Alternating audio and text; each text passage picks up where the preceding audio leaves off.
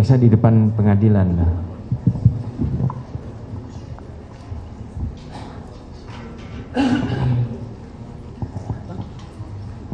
Izin yang mulia.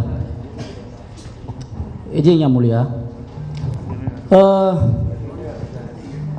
Dalam hal ini kita sedang melakukan pra peradilan atas klien kami Peggy Setiawan. Jadi izinkan kami untuk menyebut langsung nama klien kami.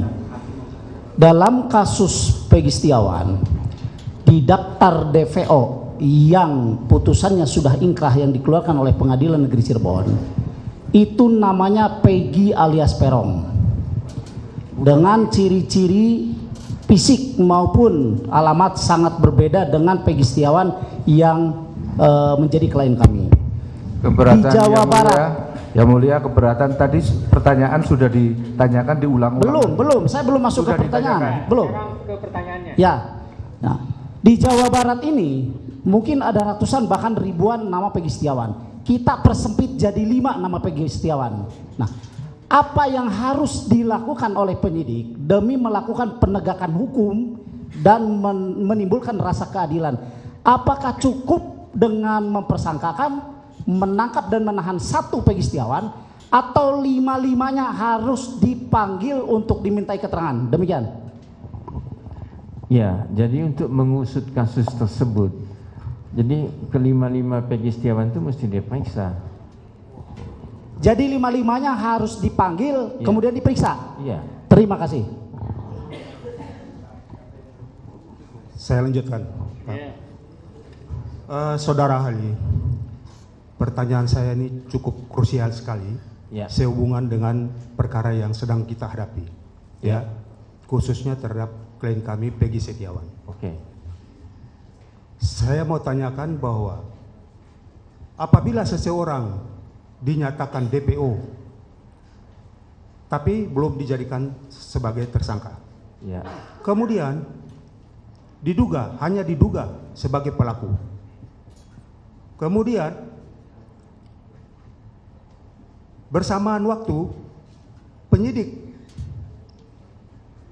melakukan pemeriksaan atau melakukan penelusuran terhadap tersangka, mendatangi ke rumah tersangka.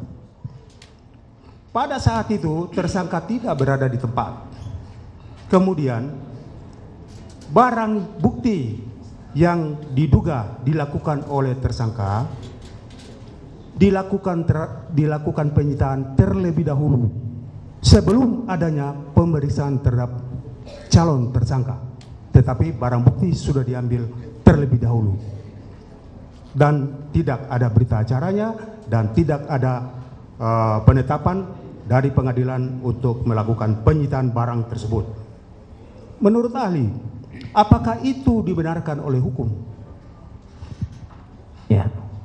Tadi sudah saya jawab, Pak, Ya, bahwa penyitaan itu ada 2. ya, Yang pertama, penyidik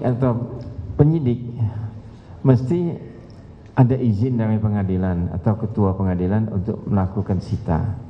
Apabila sita itu sudah dilakukan tapi izin belum ada, maka dalam waktu 3 hari penyidik mesti minta persetujuan dari ketua pengadilan bahwa dia sudah melakukan sita.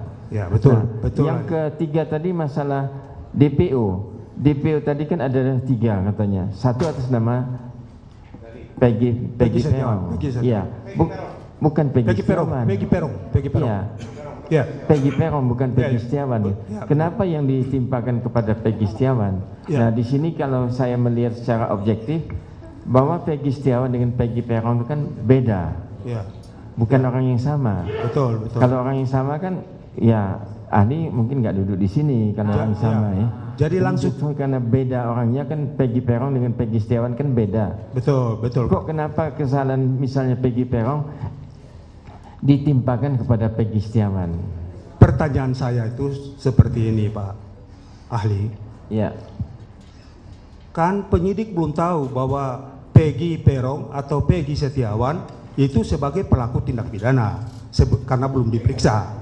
Tetapi barang bukti sudah dirampas terlebih dahulu atau disita.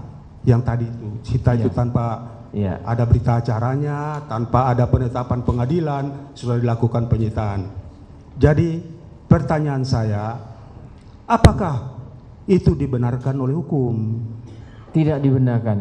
Itu yang benar. Saya Tidak catat. dibenarkan Ya. dan itu Oke. kesalahan daripada Siap. penyidik. Kemudian pertanyaan ini berlanjut ini, saudara ahli ya.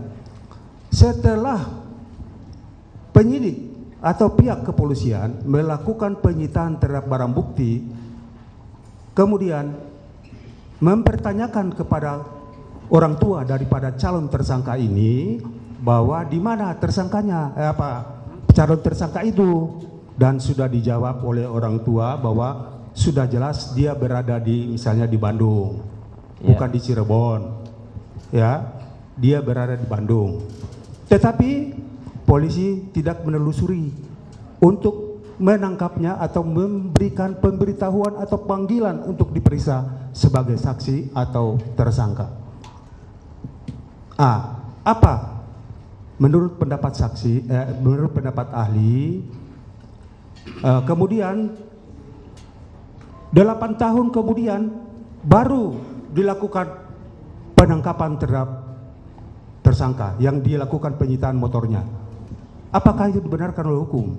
Ya, semestinya penyidik itu dia mesti manggil Ya. Peggy Setiawan kalau memang itu diduga.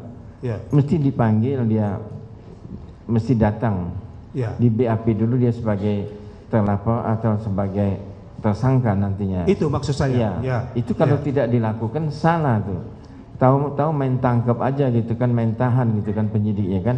Ya. Padahal sejarah atau silsilah kasus ini yang jadi DPO adalah Peggy Perong. Ya. Nah, kenapa kok Peggy Setiawan yang diciduk, yang ditahan? Nah, maka justru penetapan penahanan itu PH kan menuntut Prapit di sini. Iya, Pak. Peradilan. Itu jalannya sudah betul. Ya. Sudah betul.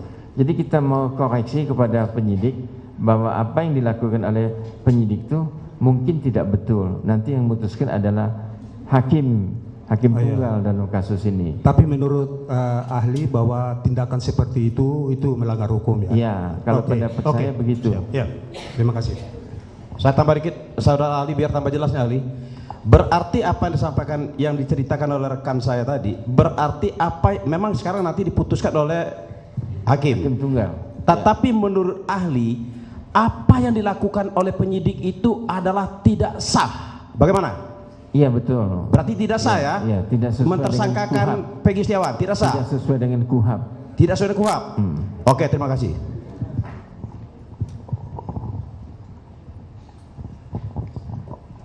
Baik, saya izin bertanya. Menurut pendapat ahli, bagaimana prosedurnya tentang sidik jari seseorang yang erat kaitannya dengan barang bukti? Apakah harus ada sidik jari apakah harus ada sidik jari dalam bukti tersebut? Bukti yang dikumpulkan oleh penyidik. Iya, buktinya.